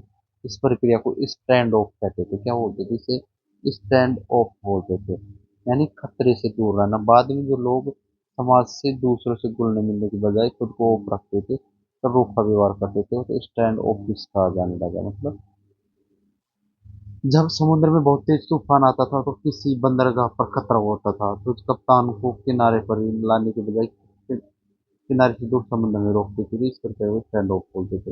वहीं से आया। नेक्स्ट हमारा स्टार क्रॉस लव मतलब दुर्ग स्टार क्रॉस लवर्स मतलब दुर्लभ भाग्यशाली प्रेम जितना मिलना किस्मत में ना lovers destined to have an unhappy relationship और ए ट्रेजिक एंड मतलब इस मुहावरे का महान नाटककार विलियम शेक्सपियर ने साल 1591 में विश्व प्रसिद्ध नाटक रोमियो और जूलियट के प्रोलोग में गढ़ा। पुराने समय में जो लोग ज्योतिष पर बहुत विश्वास करते थे उनका मानना था कि सितारों और ग्रहों की चाल इंसान की किस्मत तय करती है। यदि प्रेमियों के सितारे आपस में टकराए हैं तो विपरीत दिशा में तो उनके भाग्य में केवल दुख और असफलता ही लिखी होती है। रोमियो और जूलियट का अंत दर्दनाक हुआ था, वहीं से स्टार क्रॉस लवर आया है। ठीक है, स्टार क्रॉस लवर है। पुराने समय में जो लोग ज्योतिषी पर विश्वास करते थे उनका मानना था कि सितारों और ग्रहों की चाल इंसान की किस्मत तय करती है। यदि प्रेमियों के सितारे आपस में टकरा रहे हो मतलब स्टार क्रॉस लवर्स है। ठीक है, तो विपरीत दिशा में मतलब क्रॉस हो तो उनके भाग्य में केवल दुख और असफलता लिखी होती थी। वहीं से आया। ठीक है, एक बार रिविजन कर लेते हैं हम। स्पिक एंड स्पैन का मतलब क्या होता है? एकदम चकाचक। स्पिक का मतलब स्पार्क का मकसद याद किया था मतलब स्पिक मतलब होती है कील होती है और स्पैन का मतलब जो लकड़ी की स्पिन इन द मल्स मतलब बीन्स मतलब राज खोल देना होता है। स्पिन वंस व्हील्स स्पिन मतलब पहिया कीचड़ में गोल घूमना मतलब बेकार की मेहनत करना। स्पिन वंस व्हील्स को कैसे याद किया था हमने? इसे ऐसे याद किया था जो मान लो कोई गाड़ी है वो गिर मतलब कहीं पर फंस गई है तो उसका एक पहिया फंस गया तो इंजन तो उसका बढ़िया काम कर रहा था पर जो पहिया वो एक जगह ही घूमता था मतलब लो प्रोग्रेस था। ठीक है, स्प्लिट हेयर मतलब बाल की खाल निकालना कीजिए। Square peg in A round whole मतलब बेमेल व्यक्ति कैसे याद किया था? गोल में। स्प्लिट वन साइड मतलब हंसते हंसते साइड्स में दर्द हो जाना। स्प्रेड लाइक मतलब जंगल के आगे स्क्वायर फेयर स्क्वायर मील मतलब बढ़ते खाना। स्टैब इन द बैक पीठ में छुरा को अपना स्टैंड ये चांस मतलब वो जीतने की संभावना होना। Stand in one's own light stand मतलब अपनी लाइट में खड़ा होना। ठीक है, वो कैसा था मतलब अपने पैरों पर कुल्हाड़ी मारना खुद का नुकसान बताया था मैंने। Get on one's own to feet है पैरों पर खड़ा। स्टैंड ऑफिस मतलब दूर रखना रूखा और रहने वाला। स्टार कोर्स लवर मतलब किस्मत दुर्भाग्यशाली पर रहने।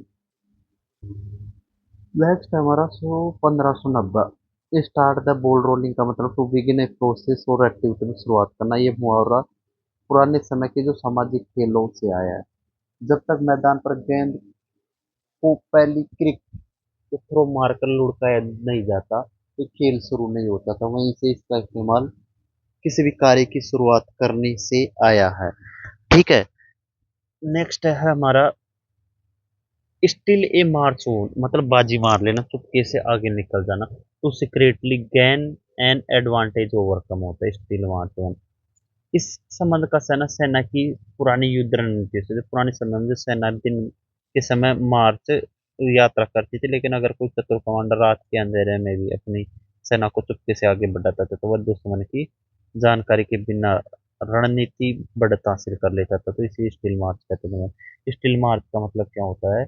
स्टिल ए मार्च ऑन का मतलब होता है to secretly gain an advantage over someone. ये बढ़िया इंपॉर्टेंट है, 4 बार पूछ लिया है एग्जाम में। स्टिल ए मार्च ऑन का मतलब होता है to secretly gain an advantage over someone.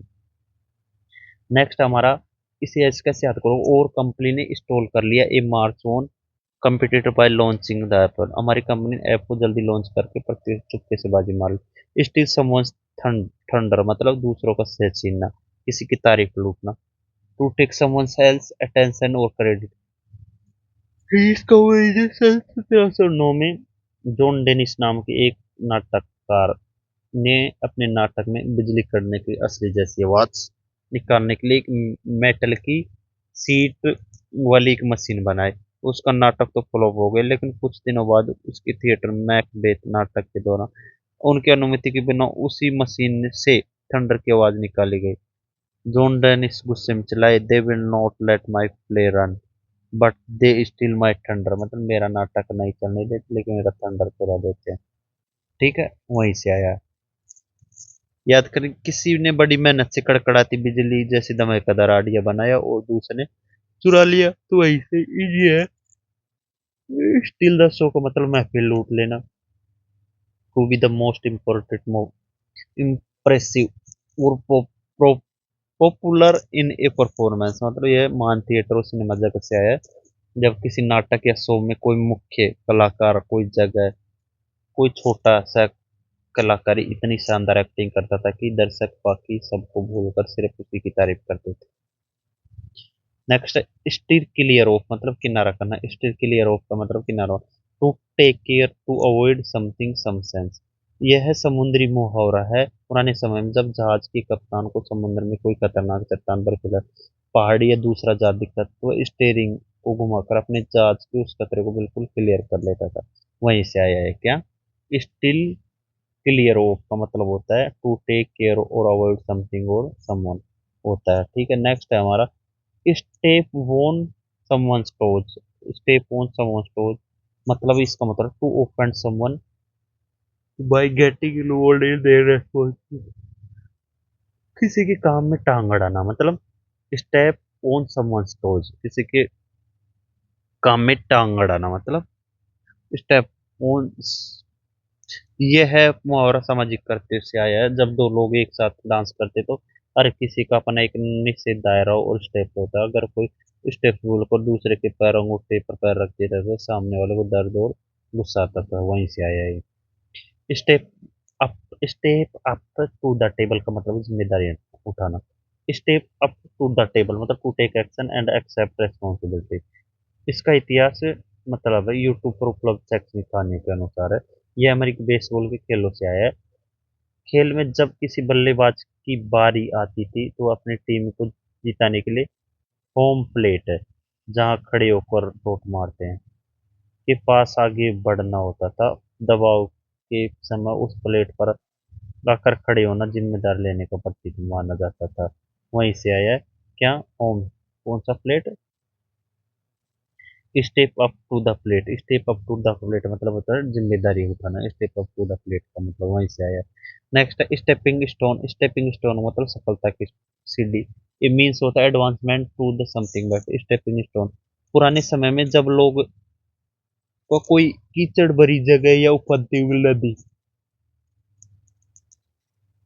पार करनी होती थी तो पानी के बीच में बड़े बड़े पत्थर रख देते थे। क्या रख देते थे, पत्थर। स्टेपिंग स्टोन मतलब इन पत्थरों को पैर रखकर बिना डूबे सुरक्षित दूसरी तरफ मंजिल पहुंच जाते हैं। इन पत्थरों को स्टेपिंग स्टोन कहा जाता है। इजी याद होगा, step in one's own juice. Step stew in one's own juice मतलब अपनी करने का बल फूकना। कैसे याद करोगे, to suffer the consequences of own actions. कैसे, यह मुहावरा खाना पकाने की प्रक्रिया से है। जब मांस या सब्जियों को बिना अतिरिक्त पानी डाले धीमी आंच पर केवल अपने उनके उनके अपने ही निकलने वाले रस में पकाया या उबाला जाता है। जूसेज में पकाया रस में या स्टू यानी उबाला जाता है। तो रूपक तौर पर इसका अर्थ है कि व्यक्ति अपनी गलती पर गर्मी में खुद ही झुलस रहा है। वहीं से आया, ठीक है। कैसे याद करोगे इसे, स्टू द अपने एक पैर पर कुल्हाड़ी मारना होता है। स्टिक वंस नेक आउट मतलब गर्दन फंसा। स्टिक वंस नेक आउट गर्दन फंसाना। To take risky by doing और सेइंग समथिंग बोल्ड। इसके दो मुख्य संभावित इतिहास माने जाते हैं। पहला, कछुए से दूध जो जब तक आगे नहीं बढ़ सकता जब तक अपनी गर्दन को खोलकर बाहर नहीं निकाल सकता, लेकिन ऐसा करने से उस पर हमले का खतरा बढ़ जाता है। दूसरा इतिहास है गिलेटिन या कुल्हाड़ी से मृत्युदंड की पुरानी सजा। पहला वही सही है। स्टिक वंस नेक आउट का मतलब होता है गर्दन फंसाना, मतलब जोखिम मोल लेना होता है, ठीक है। नेक्स्ट है stick to one's guns. Stick to one's guns stick मतलब अपनी बात पर अडिग रहना। टू रिफ्यूज और चेंज योर ओपिनियन अपनी बात पर अडिग रहना, पीछे न हटना। टू रिफ्यूज मना करना या चेंज होने के लिए योर ओपिनियंस का। स्टिक वंस गन्स मतलब ये सैन्य मुहावरा पुराने युद्धों में जब दुश्मनों की सेना भारी मात्रा में तोपखाने के साथ हमला करती थी तो तोप चलाने वाले सैनिक को सख्त आदेश होता था कि चाहे जान चली जाए लेकिन वे अपनी तोप को छोड़कर नहीं भागेंगे, अपनी जगह पर डटे रहने की। तो स्टिक टू वंस गन कहा गया है, ठीक है। नेक्स्ट है stick in one the mud. Stick in the mud का मतलब होता है रूढ़िवादी व्यक्ति। स्टिक इन द मड का मतलब होता है रूढ़िवादी व्यक्ति होता है। स्टिक इन द वर्ड का मतलब रूढ़िवादी व्यक्ति होता है। 17वीं 18वीं शताब्दी के दौरान बैलगाड़ी और घोड़ागाड़ी से दौर से है, जब किसी गाड़ी का पहिया गहरे कीचड़ मड में फंस जाता था तो वहीं वह आगे नहीं बढ़ पाती। ठीक उसी तरह जो व्यक्ति पुरानी सोच में फंस जाता है, जीवन में आगे नहीं बढ़ जाता, कुछ नया करना है, तो वहीं से स्टिक वन द वर्ड का मतलब होता है पुरानी सोच। स्टिक इन द मड का मतलब होता है रूढ़िवादी व्यक्ति, बदलाव में अनिच्छुक होता है, वहीं से आया। नेक्स्ट है हमारा sticky figure finger. Sticky finger का मतलब होता है a habit of stealing things. क्या होता है a habit of stealing things, मतलब हाथ साफ करना, चोरी करने की आदत है स्टिकी फिंगर। यह बहुत ही सरल और व्यवहार है। जब इस यदि आपकी उंगलियां कोई चिपचिपी चीज जैसे शहद या गोंद लगी है, तो आप जिस भी चीज को छुएंगे तो वह अंगुली में चिपक जाएगी, और उसी का उपयोग करके चोरों के लिए किया गया है। जहां भी जाते हुए कोई ना कोई कीमती सामान उनके हाथों से चिपक जाता है, ठीक है, वहीं से याद है। चिपचिपी उंगली, स्टिकी का मतलब होता है चिपचिपी उंगलियां, ठीक है। नेक्स्ट है हमारा स्टिप नेक। स्टिप नेक अड़ियल, ये तो सभी को याद होगा। Sting in the tail. Sting in the pail, अंत में अप्रिय आश्रय, मतलब आखिर में मिलने वाला झटका। An unpleasant surprise at the end of something. Sting in the tail. Sting in the tail मतलब ये आया है बिच्छू या ततैया है, जैसे जीव से प्रेरित है। बिच्छू देखने में आगे से शांत और लगता है, लेकिन उसका असली व सबसे खतरनाक हथियार डंक। स्टिंग। स्टिंग का मतलब क्या होता है डंक। स्टिंग का मतलब होता है डंक, उसकी पूंछ में छिपा होता है। स्टिंग का मतलब होता है डंक, उसकी पूंछ में छिपा होता है। Still tongue. Still in the tail. Still sting in the tail मतलब होता है an unpleasant surprise at the end of something. Next है हमारा steer off a hornet's nest, मतलब ततैया के छाते में। हॉर्नेट्स नेट्स मतलब ततैया के छाते में हाथ डालना, मुसीबत में मोल लेना। To do something that is possible, ये तो इजी है। वैसे हॉर्नेट का मतलब एक प्रकार का बड़ा जहरीला ततैया, कैन बी डेंजरस हो सकता है। उनका छत्ता भी पेड़ की शांत पर हो है, वे कुछ नहीं कहते, लेकिन अगर कोई नासमझ व्यक्ति लकड़ी से उनके छत्ते को हिला दे तो छेड़ दे, स्टीर अप कर देते थे, ठीक है। तो सैकड़ों जहरीले तत्व बाहर निकल हमला कर देते थे, भारी तबाही मचा देते थे, वहीं से आया, ठीक है। चलते नेक्स्ट की तरफ। नेक्स्ट है हमारा 1608। 1607 storm in A tea cup का मतलब होता है ए lot of unnecessary angry worry about something small and unimportant, बात तक का मतलब बढ़ाना। ये मुहावरा इतिहास का बहुत पुराना, प्राचीन रोम के मशहूर शीर्षों से अपनी रचनाओं से कहावत से आया है, जिसमें मतलब होता था कि चम्मच के छोटे बर्तन से लहरें उठाना। बाद में 18वीं सदी के दौरान ब्रिटेन में चाय पीने का चलन बहुत बढ़ गया, वहाँ के लेखक ने इसे बदलकर चाय के कप से तूफान कर दिया था, ठीक है। वहीं से नेक्स्ट है हमारा state from the state from the horse mouth. State from the बहुत ही असली और विश्वसनीय स्रोत के से सीधे खबर मिलना, मतलब heard directly from the person who has the. ये एसएससी CHSL 2025 में आया हुआ है। कौन सा state from the horse mouth है, ठीक है। नेक्स्ट है हमारा यह मुहावरा वहीं से आया है, गुड़ दौड़ की दुनिया से आया है। रेस के मैदान पर लोग हमेशा ये जानने की कोशिश करते हैं कि कौन सा घोड़ा जीतेगा, ताकि वे अपना सट्टा लगा सके। लोग कौन सा सट्टेबाज टिप देने वाला पर भरोसा करते हैं। नेक्स्ट है स्ट्रेट शूटर। स्ट्रेट शूटर का मतलब क्या होता है? स्ट्रेट शूटर का मतलब होता है दिल साफ दिल का इंसान, जो सीधा और स्पष्ट बोलता, कपटी ना हो। Someone who is completely honest, direct and से एग्जैक्टली व्हाट दे थिंक। ये वहां से आया, 19वीं सदी के अंत में 20वीं सदी की शुरुआत, अमेरिका की वाइल्ड वेस्ट से आया। इस समय बंदूक और तीरों का बहुत इस्तेमाल होता था, जो शिकारी निशानेबाज किसी चालाकी के सीधे अपने लक्ष्य से सटीक और सीधी गोली मारता था तो वह सम्मानित माना जाता था, वहीं से आया है, ठीक है। Strengthen up and fly right मतलब सुधर जाना, सीधे रास्ते पर आ जाना, जिम्मेदारी से व्यवहार करना। To improve one's behaviour, start acting responsibility और correct. Strengthen up and fly right मतलब सुधर जाना और सही रास्ते पर आ जाना, इजी है वैसे, याद करो ये। Strain every nerve. Strain every का मतलब स्ट्रेन एवरी नर्व का मतलब होता है एवरी एडी चोटी का जोर लगाना, जी तोड़ कोशिश करना पूरी ताकत से। To make the utmost possible effort using all one's strength and energy। यह मुहावरा प्राचीन शारीरिक विज्ञान की समस्या था। पुराने जमाने में जो विशेषकर लातिन और ग्रीक काल में लोग नरों और मसल मांसपेशी टेंडन के बीच में अंतर नहीं जानते थे। जब कोई एथलीट या मजदूर बहुत वजन उठाता दौड़ता था तो उसके शरीर की नसों और मांसपेशियों पूरी तरह तन जाती थी और बाहर दिखाई देने लगता था। लोगों को मानना था कि जब इंसान पूरी आखिरी हद तक कोशिश करता तो उसके शरीर की हर एक नस खिंच जाती, यानी शारीरिक विषय बहुत मेहनत का मुहावरा। स्ट्रेन स्ट्रेन एवरी नर्व का मतलब to try as hard as possible है। नेक्स्ट हमारा 1612 स्ट्रो इन द विंड का मतलब होता है भविष्य में होने वाली घटना के शुरुआती संकेत। Straw in the wind, small season hint every indication what is happening in the future. यह मुहावरा पूरी तरह से ग्रामीण और प्राकृतिक अवलोकन से आया है। बहुत समय पहले जब मौसम विज्ञान के आधुनिकरण उपकरण नहीं थे तो तब किसान नाविक हवा की दिशा जानने के लिए एक बहुत साधारण तरीका बनाते थे। हवा में सूखा तिनका भूसा उछाल देते थे, वह तिनका किस दिशा में उड़ता था पता चल जाता था कि आने वाला तूफान किस तरफ से आता है, वहीं से आया। ठीक है। स्ट्रो इन द विंड मतलब तिनके को हवा में उछालना, मतलब ए स्मॉल हिंट वो इंडिकेशन फ्यूचर इवेंट्स का। स्ट्रेच वन लेग है ये हमारा नेक्स्ट। स्ट्रेच वन लेग मतलब होता है हाथ पैर सीधे करना, थोड़ी देर के लिए टहलना।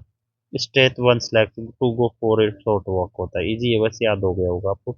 स्ट्राइक ए सोड, स्ट्राइक ए सोड का मतलब क्या होता है?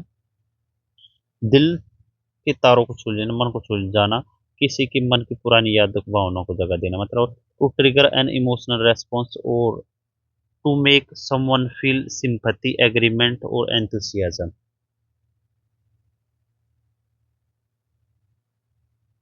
वहीं से आया। ठीक है। इसको कैसे, ये मुहावरा संगीत की दुनिया से आया, खासकर पियानो से या गिटार जैसे वाद्य यंत्र से। पियानो के अंदर जो तार्स होते हैं, सोर्स होते हैं ना, जब आप पियानो के किसी खास की को दबाते हैं तो उसकी जुड़ी हुई कार्ड गूंज होती है, ये एक सुरीली भावुक धुन पैदा करती है। इसी तरह जब कोई व्यक्ति ऐसी बात कहता है कि आपके दिल की भावना से मेल खाती है तो ऐसा लगता है कि जैसे उसने आपके दिल के अंदर के संगीत को तार को छू दिया हो, जिसके आपके अंदर की भावनाएं जग उठती है। अब मिलते हैं हम नेक्स्ट वीडियो में। ठीक है।